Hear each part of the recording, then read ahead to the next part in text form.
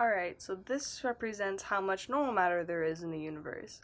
What I mean by normal matter is like what stars are made of, what Earth is made of, and everything on Earth actually, like you or me. Normal matter makes up about 5% of the universe. Weird, right? Such a small amount for what we know. Now this represents dark matter. It makes up about 27% of the universe. And this is what we're going to be focusing on. And this right here represents 68% of our universe, which is dark energy. But for now, let's get back to dark matter, shall we? No, dark matter isn't something we can actually detect. We can't see, feel, hear, or taste it.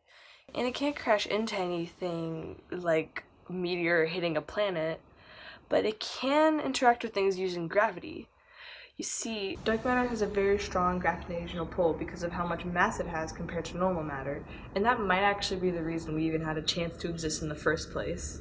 You see, in the 1960s and 70s, Vera Rubin, an astronomer that focused on galaxy rotation rates, noticed that some galaxies were spinning way too fast without enough mass to even keep them together. And the theory she came up with to explain this phenomenon is dark matter. And right now, that's what explains why galaxies are doing this.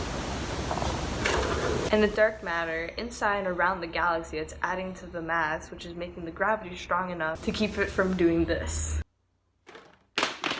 And a way to figure this out is by doing this. Okay, so gravitational force, or F, is equal to both of these equations, which are gmm over r squared, or mv squared over r. These both equal to F no matter what. They equal each other. So we would want to figure out how much mass there is in the galaxy, so we need to cancel out some of these things. Like the g, the m, and r squared. Now we need to do the same thing on this side. The m cancels out and we have two r's here. We only have one here, so it only cancels out one of these two. Now we're left with m equals v squared r over g. Okay, so say that the total mass of a galaxy is 15, just as an example. Now the equation wouldn't make sense because the velocity is too much with the range which is too far. So there has to be something else adding to that mass, making the equation correct.